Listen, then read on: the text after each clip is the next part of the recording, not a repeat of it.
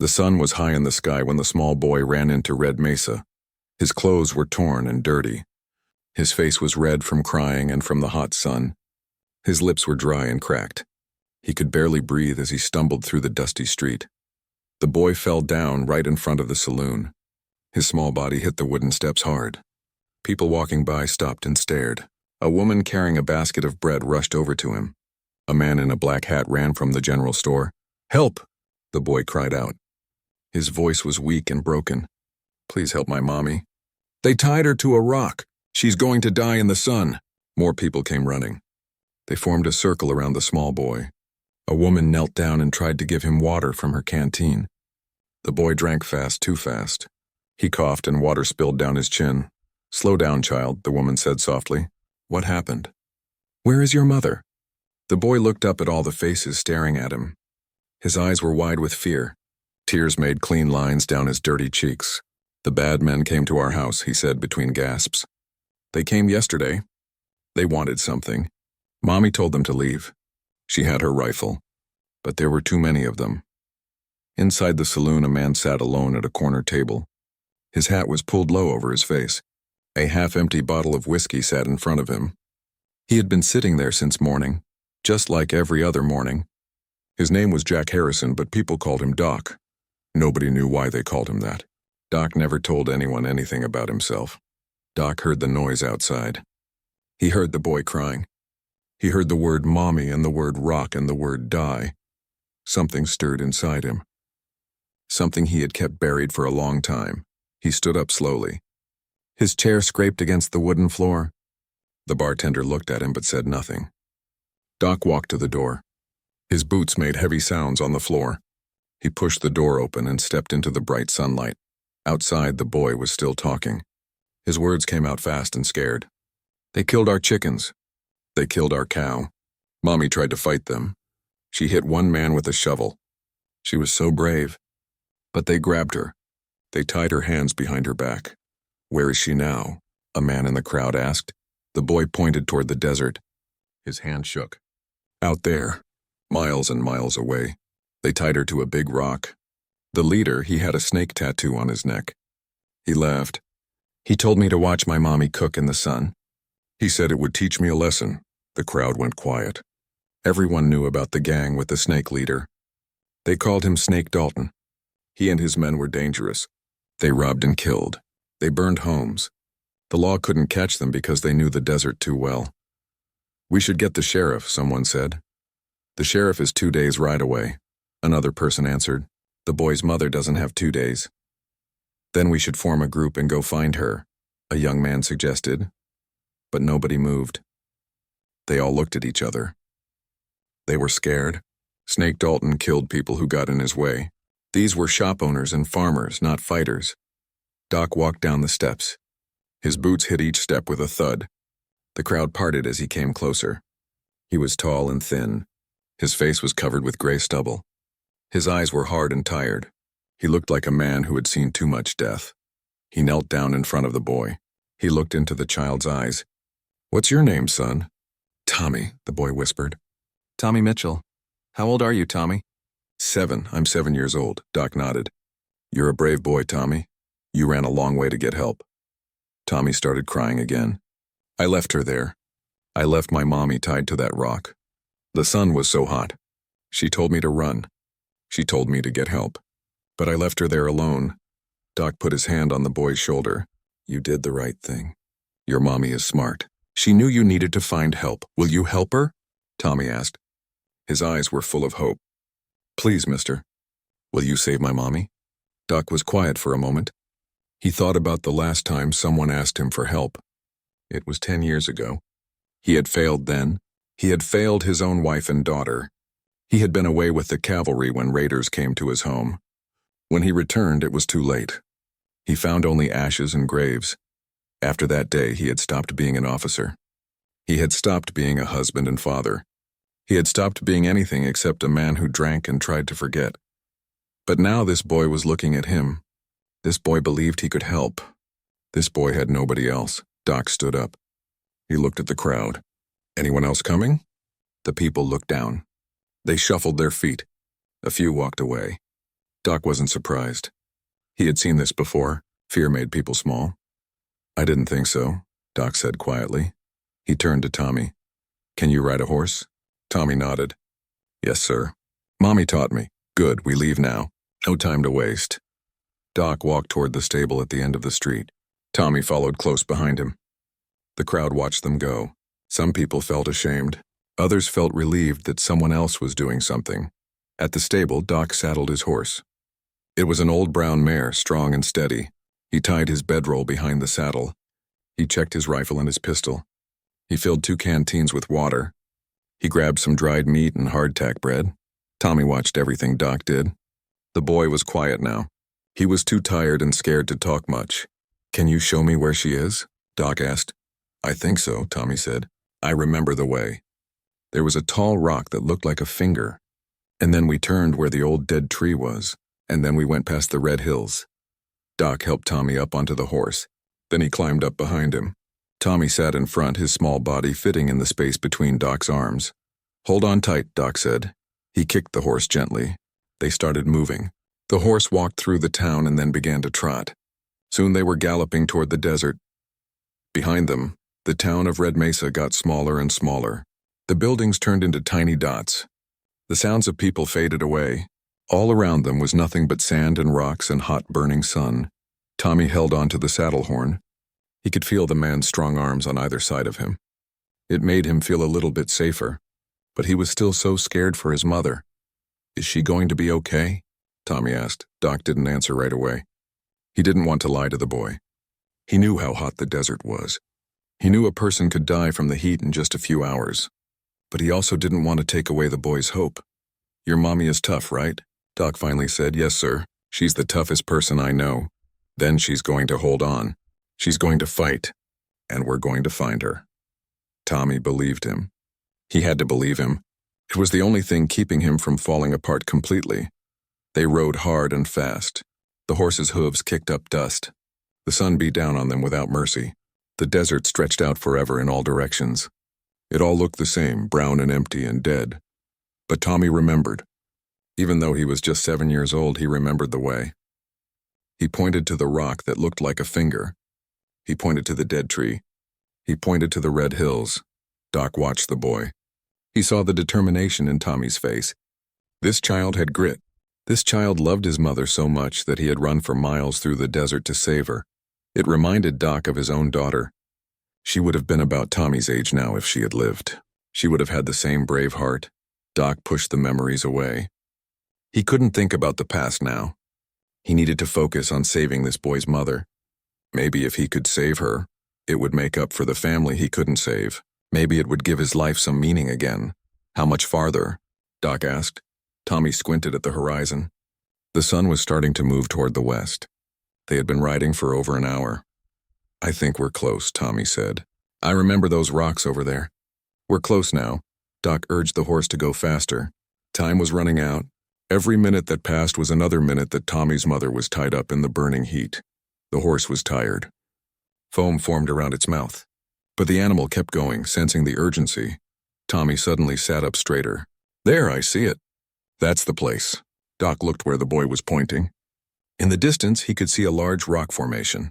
It rose up from the flat desert like a giant fist. That's where she is, Tommy cried. That's where they left her. Doc kicked the horse one more time. They galloped toward the rocks. The distance closed between them and the formation. Closer and closer, but Doc felt dread growing in his chest. They had been gone so long. The sun had been so hot. Would they be too late?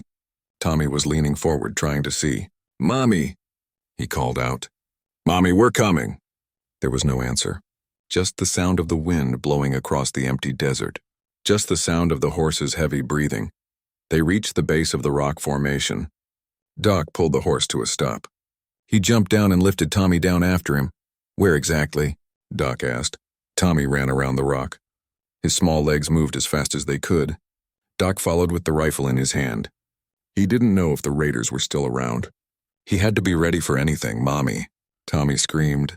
His voice echoed off the rocks, and then they saw her. Doc and Tommy rode across the desert like the wind itself was chasing them.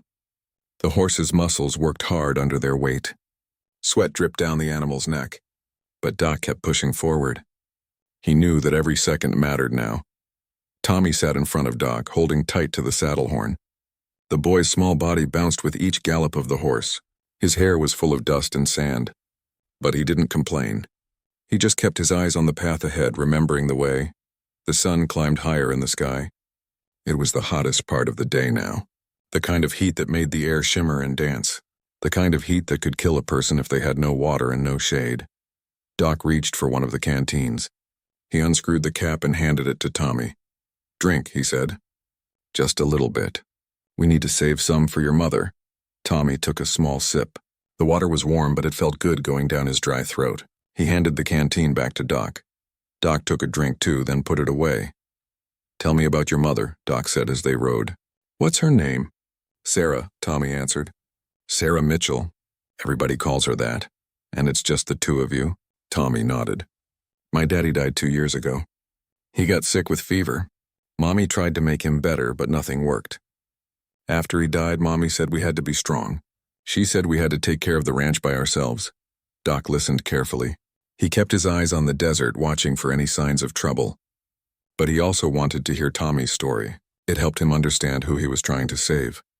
"What kind of ranch?" Doc asked. "We have chickens." "Well, we had chickens before the bad men killed them.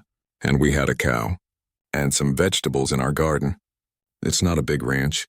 Mommy says we're not rich people. But we have enough. We don't go hungry. Your mother sounds like a hard worker." Tommy's face brightened a little bit, even though he was still scared and tired. "She is. She works all day long. She wakes up before the sun comes up. She feeds the animals and waters the garden and fixes things that are broken. She taught me how to do lots of stuff too." "Like what?" Doc asked. He wanted to keep Tommy talking. It was better than letting the boy think too much about what might be happening to his mother. "She taught me how to track animals. See, you look at their footprints in the dirt and you can tell which way they went and how long ago. She taught me which plants are good to eat and which ones will make you sick. She taught me how to start a fire with just 2 sticks. And she taught me how to ride a horse like I told you before." Doc was impressed. This woman was raising her son to survive in the harsh desert. She was teaching him skills that most children never learned. "She sounds very smart." "She is," Tommy said proudly. "She knows everything. One time a mountain lion came near our house. It was looking at our chickens. Mommy grabbed a knife and went out there. She yelled at that mountain lion and waved the knife. And you know what? The mountain lion ran away. Mommy wasn't scared at all." Doc smiled a little. It was the first time he had smiled in a long time. "Your mother is brave." "The bravest," Tommy agreed. Then his voice got quiet again. "That's why I don't understand why she let those bad men tie her up. She fights everything. She never gives up." Doc thought about this. "Sometimes, Tommy, even the bravest people can be outnumbered." "How many men were there?" Tommy tried to count in his head. "I think 6, maybe 7. I was hiding behind the water barrel like Mommy told me to, so I couldn't see them all. 6 or 7 men against 1 woman. She didn't have a choice, son. She was protecting you. If she fought too hard, they might have hurt you." Tommy was quiet for a moment. He was thinking about this. "So she let them tie her up to keep me safe?" "That's what mothers do," Doc said. "They protect their children no matter what." Tommy started crying again, but softer this time. Not the scared crying from before. This was different. These were tears of love and sadness mixed together. "I want my mommy," he whispered. "I know," Doc said. "We're going to find her. You're doing great, Tommy. Just keep showing me the way." The landscape changed slowly as they rode. The flat desert gave way to small hills. Red rocks jutted up from the ground like broken teeth. Strange rock formations rose up, shaped by wind and time into weird shapes. Tommy pointed to a tall rock that stood alone. "There, that's the finger rock." "I remember it." Doc steered the horse toward it. As they got closer, he could see that the rock did look like a giant finger pointing at the sky. It was at least 30 feet tall, all alone in the middle of nowhere. "Which way from here?" Doc asked. Tommy looked around. For a moment he seemed confused. Everything looked the same out here. Just rocks and sand and more rocks and more sand. But then he spotted something. The dead tree. "Over there, see it?" Doc saw it. An old twisted tree with no leaves. Its branches reached up like skeleton arms. The tree had been dead for years, maybe decades. But it still stood, too stubborn to fall down. They rode toward the tree. As they passed it, Tommy pointed again. Now we go toward those red hills. And then we're almost there. The red hills were maybe 3 miles away. They looked like they were glowing in the bright sunlight. Doc urged the horse to go faster one more time. The poor animal was exhausted, but it obeyed. As they rode, Doc asked more questions. He needed to know what they were dealing with. These bad men who took your mother, why did they come to your ranch? Tommy frowned. I don't know exactly, but I heard them talking. They were arguing with Mommy. They said she saw something she shouldn't have seen. They said she needed to mind her own business. What did she see? I don't know. But Mommy told them that our land is our land. She said they had no right to be there. She said she would tell the law about them. Doc's jaw tightened. So that was it. The raiders were using the Mitchell ranch for something. Maybe they were hiding stolen goods there. Maybe they were using it as a meeting place, and Sarah Mitchell had discovered them. She had confronted them, and they had punished her for it. The man with the snake tattoo, Doc said. Did you hear his name? Snake. They called him Snake, or sometimes they called him Dalton. Snake Dalton. Doc felt his blood run cold. He knew that name. Everyone in this part of the territory knew that name. Snake Dalton was one of the most dangerous outlaws around. He had killed at least a dozen people, maybe more. He and his gang robbed trains and banks. They burned down homes. They hurt anyone who got in their way. And now they had tied up a brave woman and left her to die in the desert heat. Doc felt anger rising in his chest. It was an old, familiar anger. The same anger he had felt when he found his own home destroyed 10 years ago. But this time maybe he wasn't too late. This time maybe he could save someone. What did Snake Dalton look like? Doc asked. He was tall. Taller than you. He had a black hat with a silver band. And he had a big mustache. And the snake tattoo on his neck was green and red. It looked mean, like a real snake.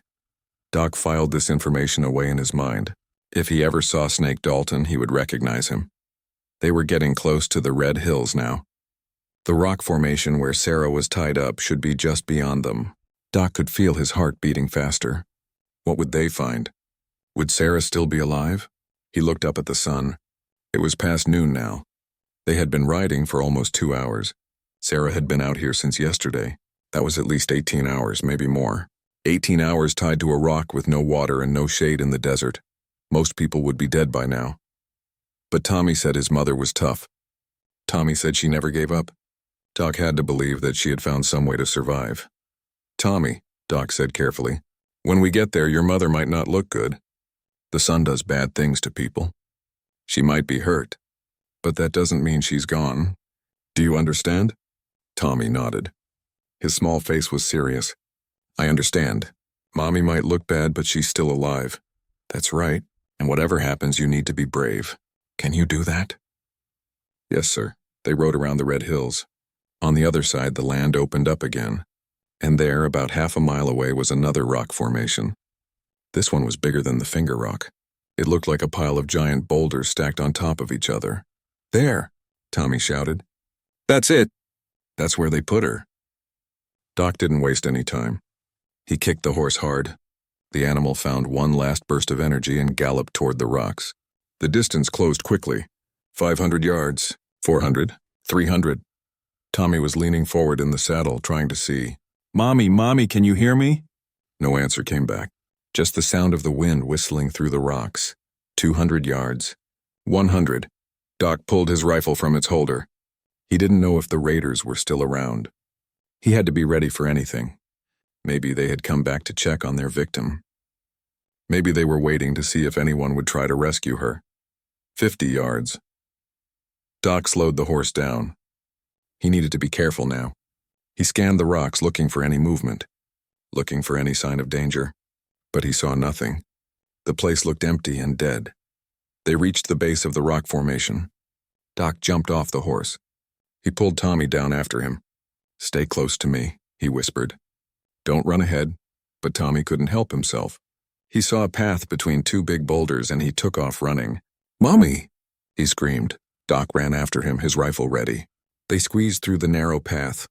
On the other side, the rocks opened up into a small clearing. And there she was. Sarah Mitchell held her son tight. Her arms were weak and shaking, but she didn't let go. Tommy cried against her shoulder, his whole body shaking with relief. Sarah closed her eyes and just breathed. In and out. In and out. She was alive. Her boy was safe. That was all that mattered right now. Doc stepped back to give them space. He looked at Sarah more carefully now. Her face was badly sunburned. Her lips were cracked and bleeding. Her clothes were torn in several places. But despite everything, he could see strength in her. Even tied to a rock and left to die, she had survived. That took something special. He also noticed other things, small things that told him a story. The position of her body against the rock showed that she had been thinking, planning. She had positioned herself to use the rock's shadow as it moved across the sky. Smart. The ropes around her wrists were frayed in one spot. She had been rubbing them against the sharp edge of the rock, trying to cut through them. Clever, this was no ordinary woman. This was a fighter. A survivor. After a few moments, Sarah pulled back from Tommy. She looked at her son's face, checking him over with her eyes. "Are you hurt?" she asked. Her voice was rough and scratchy from thirst and from screaming. "No, Mommy, I'm okay. I ran fast like you told me. I got to town, and this man helped me. He brought me back to find you." Sarah looked up at Doc. Her eyes were sharp, studying him. Even in her weakened state, she was alert and cautious. "Why?" she asked him. Doc was surprised by the question. "Why what?" "Why did you help?" "You don't know us," Doc shrugged. Your boy asked, "That's it? A strange child asks for help and you just do it? No questions?" Doc met her gaze. "Some things don't need questions." Sarah kept studying him. She was trying to figure him out. Who was this man? Was he really just a good person helping? Or did he want something? In this harsh land, people rarely did things for free. Doc understood her suspicion. He didn't blame her for it. "You don't have to trust me," he said calmly. "But right now you need help. You're hurt. You're weak. And those men who did this to you might come back. So how about we focus on keeping you alive first, and you can decide if you trust me later." Sarah thought about this. She was a proud woman. She didn't like needing help from anyone. After her husband died, she had sworn she would take care of herself and Tommy. She would never be weak. She would never depend on a man again. But pride didn't matter much when you were dying of thirst in the desert. "Okay," she said quietly. "Thank you for coming. Thank you for bringing my boy back," Doc nodded. He reached for the canteen again. "Drink more." Slow sips. This time Sarah held the canteen herself. Her hands shook, but she managed. The water felt like heaven going down her throat. Each sip brought a little bit of strength back to her body. While she drank, Doc examined her injuries. Her wrists were cut and bruised from the ropes. Her face and arms were badly sunburned. Her feet were bare and bleeding. The raiders must have taken her boots. "Can you stand?" Doc asked. Sarah tried. She put her hands on the rock and pushed herself up. Her legs wobbled like a newborn calf. She took one step and almost fell. Doc caught her arm to steady her. "Easy," he said. "You've been tied up for hours. Your muscles need time to work right again." Sarah gritted her teeth. She tried another step. This one was a little better. But she knew she couldn't walk far. "Not yet. How long has it been?" she asked. "Since they left me here. Tommy said it was yesterday. So maybe 18, 20 hours?" Sarah nodded slowly. "Feels like forever." "You're lucky to be alive," Doc said honestly. "Most people wouldn't have made it. I'm not most people." Sarah's voice was firm despite her weakness. "I told myself I wasn't going to die on this rock. I told myself I was going to see my boy again. So I did everything I could to stay alive." "I saw," Doc said. "You used the shadow. You tried to cut the ropes. You're smart." A small smile crossed Sarah's cracked lips. "Smart enough to get myself in this mess in the first place." Doc waited. He could tell she had more to say. Sarah took another sip of water. Then she sighed. "They're using my land. Snake Dalton and his men. They buried something on my property. I saw them doing it. I should have just stayed quiet. Should have pretended I didn't see anything. But I'm not good at staying quiet." "What did they bury?" Doc asked. "I don't know for sure.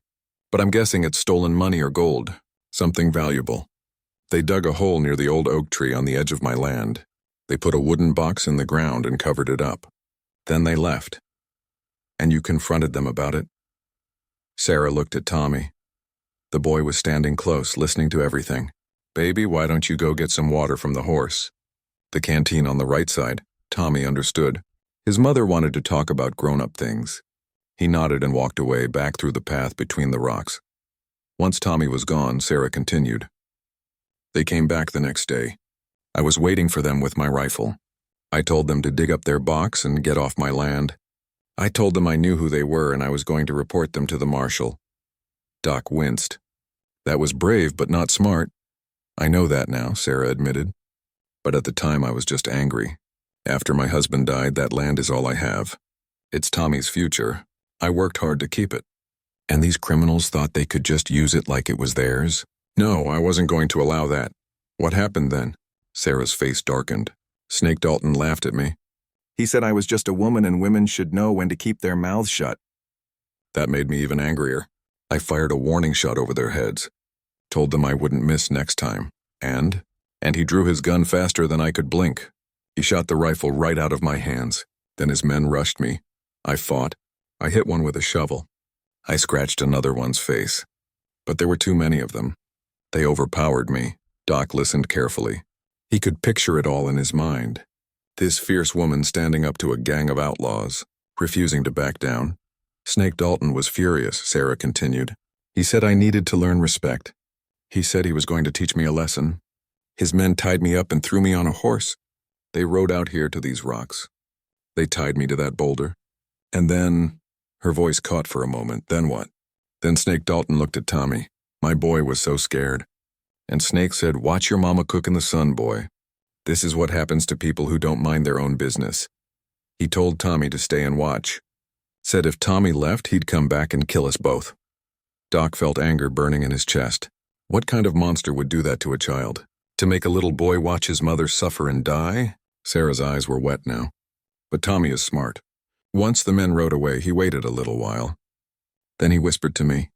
He asked what he should do. I told him to run. Run as fast as he could to town and get help. I told him not to look back. I told him I would be okay until he came back. You lied to him. Yes, but it was a good lie. If Tommy stayed, we would both die. If he ran for help, at least he had a chance. So I lied. Doc understood. He would have done the same thing. Tommy came back through the rocks carrying the canteen carefully with both hands. He brought it to his mother. Sarah smiled at him and ruffled his dusty hair. Thank you, baby. Mommy, can we go home now? Tommy asked. Sarah and Doc exchanged a look. Doc spoke first. Your mother is too weak to ride right now. We need to rest here for a bit. Let her get some strength back. But what if the bad men come back? Tommy's voice was scared. That was exactly what Doc was worried about. Snake Dalton had left Sarah here to die. But what if he wanted to come back and check? What if he wanted to make sure she was dead? What if he wanted to come back and taunt Tommy some more? They were sitting ducks here. Doc looked around the rock formation. This place had some advantages. The rocks formed natural walls. There were only a few ways in and out. If someone was coming, they could see them from a distance. But it also had disadvantages. They could be trapped here, and they didn't have much water or food. We need to move, Doc said. Not far, but we need to find a better place to defend. Defend? Sarah's voice was sharp. You think they're coming back? I think we have to be ready in case they do. Sarah tried to stand again. This time she made it to her feet without falling. Her legs were still shaky, but she was determined. There's a canyon near here, about a mile to the north. It has a spring, fresh water, and it's easy to defend. One way in, one way out. Doc was impressed. Even after everything she had been through, Sarah was thinking tactically. Can you make it a mile? I'll make it, Sarah said firmly. I didn't survive this long just to give up now. Doc went to get his horse. The poor animal was tired and thirsty. He led it into the clearing. You and Tommy ride. I'll walk alongside. Sarah shook her head. I can walk. You can barely stand. I said I can walk. There was steel in her voice. This woman did not like being told what she couldn't do. Doc recognized that stubbornness. He had seen it in soldiers. He had seen it in himself. Sometimes pride was the only thing keeping a person going. Fine, he said. But if you fall, I'm putting you on the horse whether you like it or not. Deal. They started moving. Doc led the horse. Tommy walked between his mother and Doc.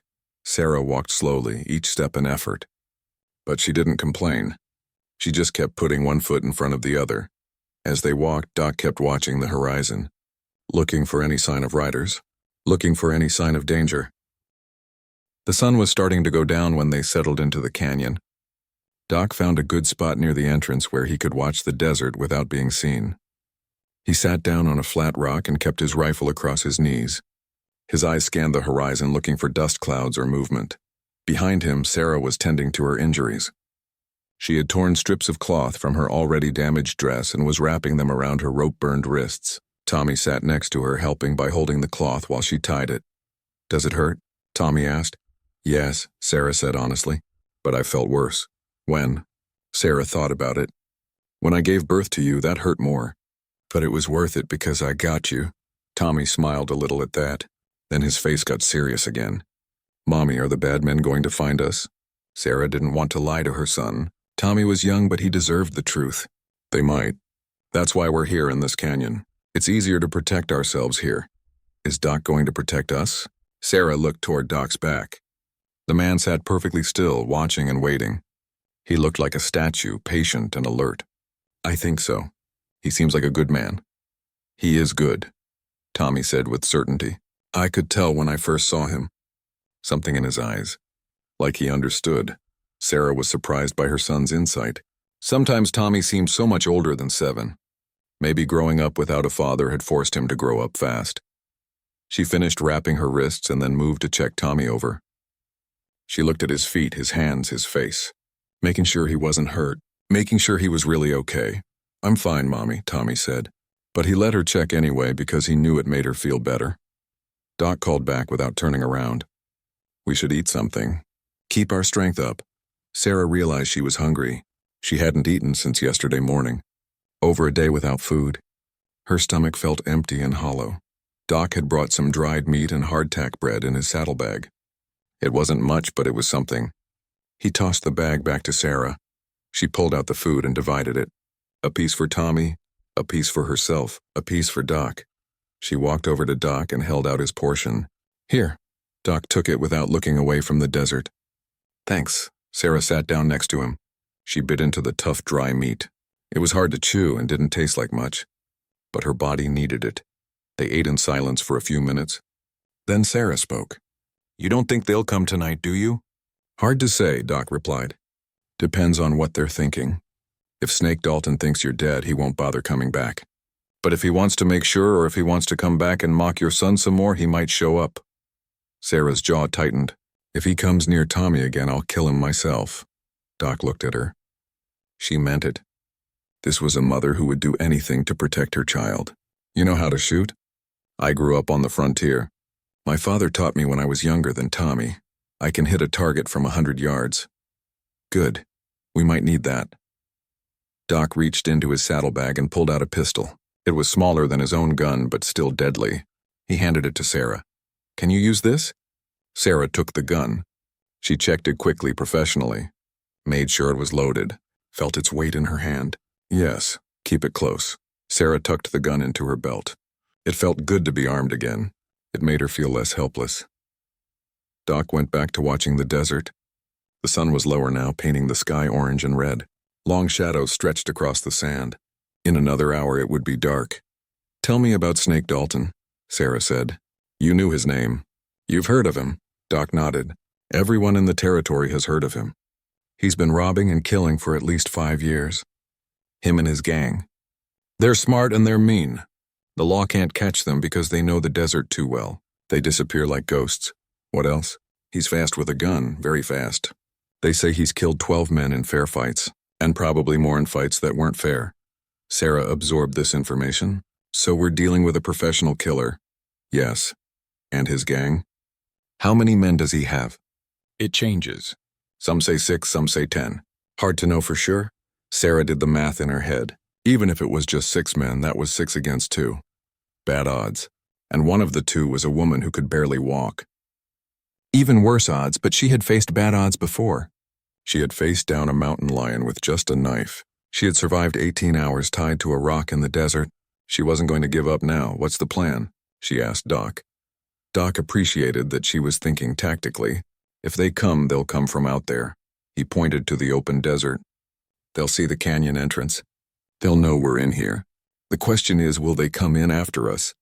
"Why wouldn't they?" "Because it's a trap. One entrance means one exit. If we're armed and waiting, they have to come at us head on. They could lose men that way. So what will they do instead? Doc thought about it. They might try to wait us out, surround the canyon and wait for us to run out of food and water.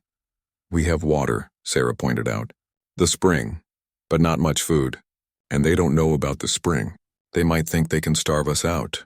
Sarah nodded slowly. So we wait and see what they do. Exactly. The light was fading fast now. Tommy came over and sat between his mother and Doc. It's getting dark, he said quietly. That's okay, Sarah said. We're safe here. Can we have a fire? Doc shook his head. No fire. Fire would tell them exactly where we are. Tommy looked disappointed, but he understood. As darkness fell, the temperature dropped. The desert was always hot during the day but cold at night. Tommy started shivering. Sarah pulled him close to share warmth. Doc stood up. I'll take first watch. You two should sleep. I can take watch, Sarah said. You need rest. You've been through hell. Sleep now. I'll wake you in a few hours and you can take over. Sarah wanted to argue, but her body was screaming for rest. Every muscle ached. Her head felt heavy. Okay, but wake me if anything happens. I will. Sarah and Tommy moved back to one of the small caves at the rear of the canyon. It wasn't much, but it would protect them from the cold wind. They lay down on the ground, Tommy curled up against his mother. Mommy, Tommy whispered. Yes, baby? Are we going to be okay? Sarah stroked his hair. Yes, I promise. We're going to be okay. How do you know? Because we have each other. And because Doc is here to help. And because your mommy is too stubborn to die. Tommy giggled a little at that. Then his eyes got heavy. Within minutes, he was asleep. The exhaustion of the day finally caught up with him. Sarah watched her son sleep. His face looked peaceful, innocent. She thought about how close she had come to never seeing this face again. The thought made her chest tight. She looked toward the entrance of the canyon. She could see Doc's silhouette against the starry sky. He sat perfectly still, watching and waiting. Protecting them, Sarah didn't know this man. She didn't know why he had really agreed to help. But right now she was grateful he was here. She closed her eyes and let herself rest. Hours passed. The moon rose high in the sky. Doc didn't move from his position. His eyes had adjusted to the darkness. He could see the desert clearly in the moonlight. Nothing moved out there. Just emptiness and silence. But Doc didn't relax. He had learned long ago that the quietest moments were often the most dangerous. Around midnight, he heard Sarah moving. She came to sit next to him. My turn, she said. You should sleep more. I slept enough. Besides, you must be tired. Doc was tired. He had been awake since early morning. But he was used to going without sleep. Years of wandering alone had taught him to survive on little rest. Still, Sarah was right. He needed to sleep at least a few hours if he was going to be any use tomorrow. Okay, he said. Wake me if you see or hear anything. Anything at all. I will. They switched places. Sarah took Doc's position at the entrance. Doc went back to the cave where Tommy was sleeping. He lay down on the hard ground. Within minutes, he was asleep too. Sarah sat in the darkness, the pistol Doc had given her resting in her lap. She watched the desert with sharp eyes. She thought about everything that had happened. 2 days ago, her life had been normal. Hard, but normal. She worked her ranch, raised her son, got by day to day. Now she was hiding in a canyon, waiting to see if a gang of killers would come for her. How had things gone so wrong so fast? But she knew the answer. Things went wrong when she confronted Snake Dalton. She should have been smarter. Should have gone to the law first instead of trying to handle it herself. Pride. That's what got her into this mess. Pride and stubbornness and anger. But she couldn't change the past. All she could do was try to survive the present and hope for a future. The night was quiet. Too quiet. Sarah found herself straining to hear something, anything. But there was only the sound of wind and the occasional hoot of an owl. Hours passed. The moon moved across the sky. Sarah's eyes started to get heavy. She shook her head, trying to stay alert. She couldn't fall asleep. She had to stay awake. She had to protect her son. She thought about splashing cold water from the spring on her face. But she didn't want to make noise. Didn't want to move from her position. Then she saw it. Far in the distance. A small orange glow, like a campfire. Sarah's heart started beating faster. She stared at the glow, trying to see more. Was it really a fire? Or was her tired mind playing tricks on her? No, it was definitely a fire. And it was moving. Getting bigger, Getting closer. Sarah turned and whispered urgently. Doc raised his rifle. His hands were steady. His breathing was calm. He had done this many times before during his cavalry days. He aimed at the lead rider, the one holding a torch and getting ready to throw it. Wait until they're closer, he whispered to Sarah. Make every shot count. Sarah held her pistol with both hands. Her heart was pounding, but her aim was steady. She picked out her target, the rider on the left. The 3 riders came closer, 50 yards, 40, 30. Now, Doc said quietly. He fired. The shot rang out loud in the night.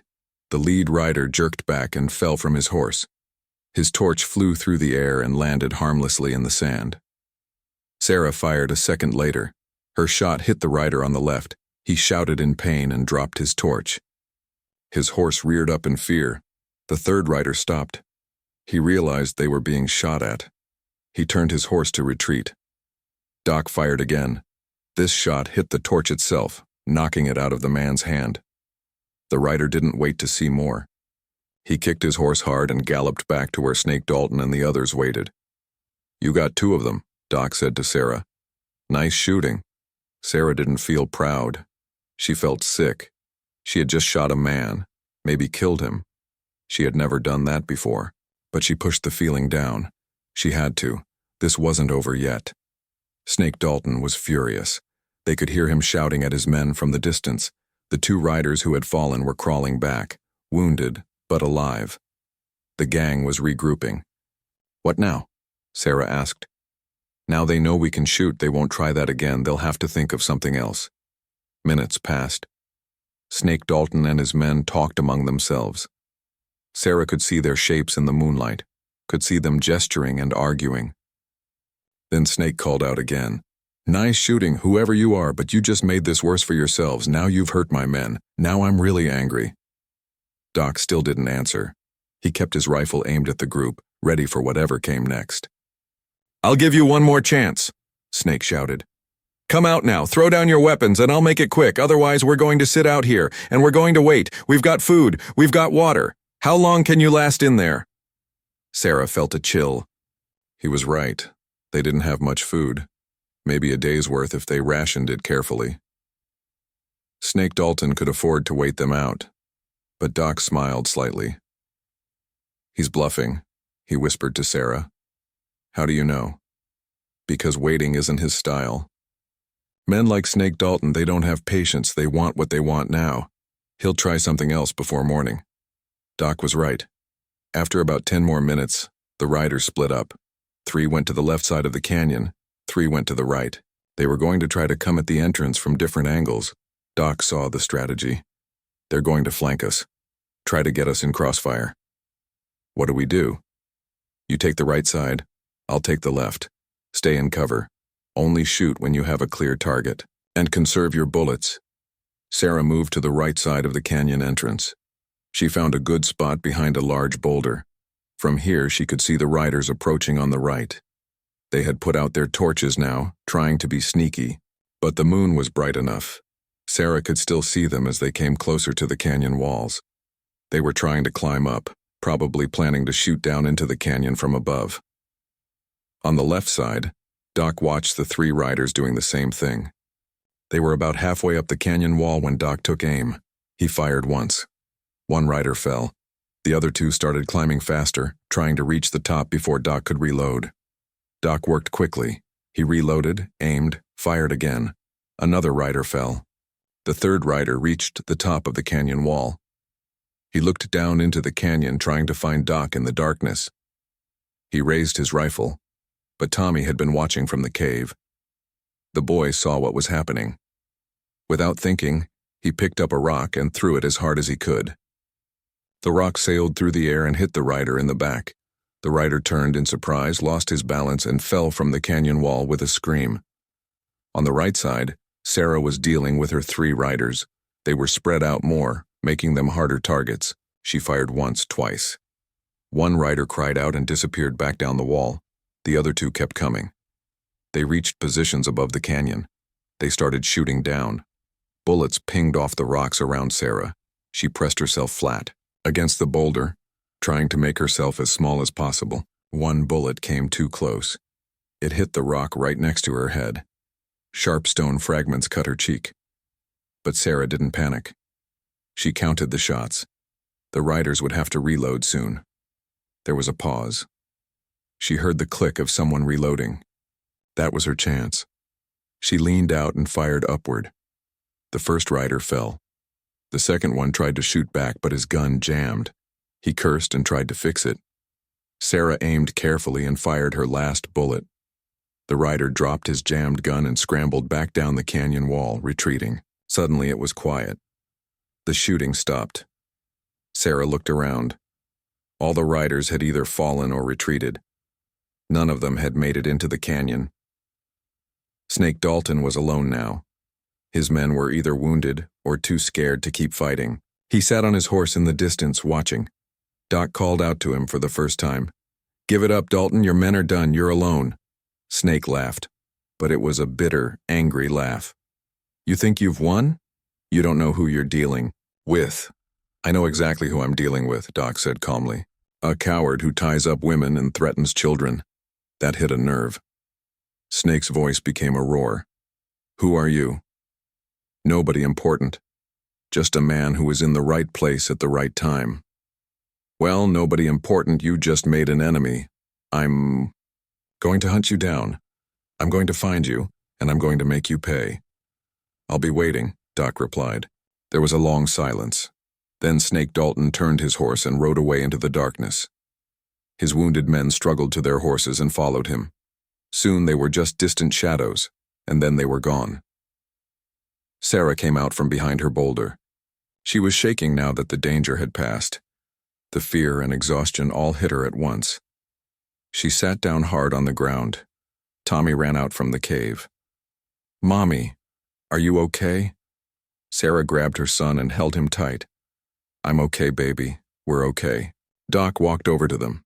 He was checking his rifle, making sure everything was in order. "That was good shooting," he said to Sarah. "You held your ground." "So did you," Sarah replied. Then she looked at Tommy. "And you, throwing that rock, that was brave." Tommy looked embarrassed but pleased. "I had to help, that man was going to shoot Doc." Doc ruffled Tommy's hair. "You probably saved my life, kid, thank you." They sat together for a while, just breathing, just being alive. The moon was starting to go down. Dawn would come soon. "Do you think they'll come back?" Sarah asked. Doc shook his head. "Not tonight, maybe not ever. Snake Dalton's pride is hurt. He lost men because of you. His gang will start questioning his leadership. He'll have bigger problems to worry about than revenge. But you told him you'd be waiting. And I meant it. If he comes looking for me, I'll deal with it. But I don't think he will. Men like that, once they lose, they move on to easier targets." Sarah hoped he was right. She was too tired to think about fighting anymore. As the sun started to rise, painting the sky pink and gold, they gathered their things. Sarah could walk better now after resting. Her strength was coming back slowly but surely. They left the canyon and started the journey back to Sarah's ranch. It took several hours. When they finally arrived, Sarah's heart sank. The place was a mess.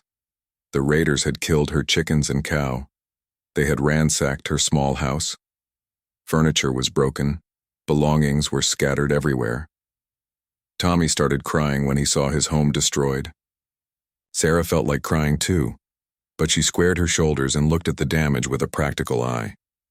"It's just stuff," she said. "We can fix it. We can rebuild." Doc looked at the burned homestead. He looked at the determined woman and the brave boy, and he felt something he hadn't felt in 10 years. He felt like he belonged somewhere.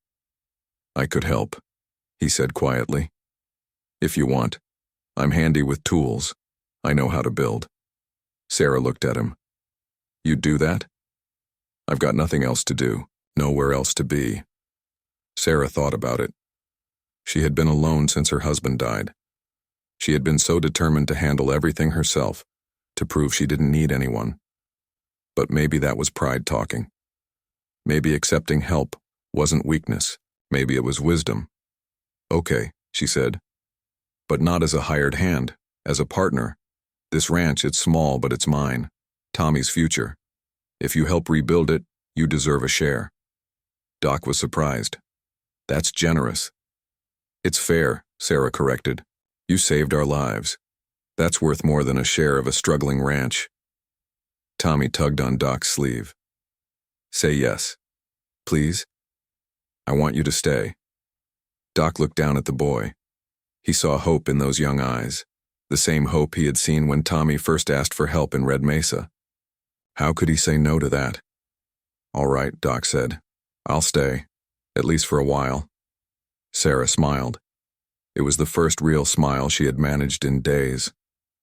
Good. Over the next few days, they worked together to clean up the ranch. They buried the dead animals. They repaired the house. They fixed the broken furniture. It was hard work, but they did it together. Doc proved to be as handy as he claimed. He could fix almost anything. And he was patient with Tommy, teaching the boy carpentry skills while they worked.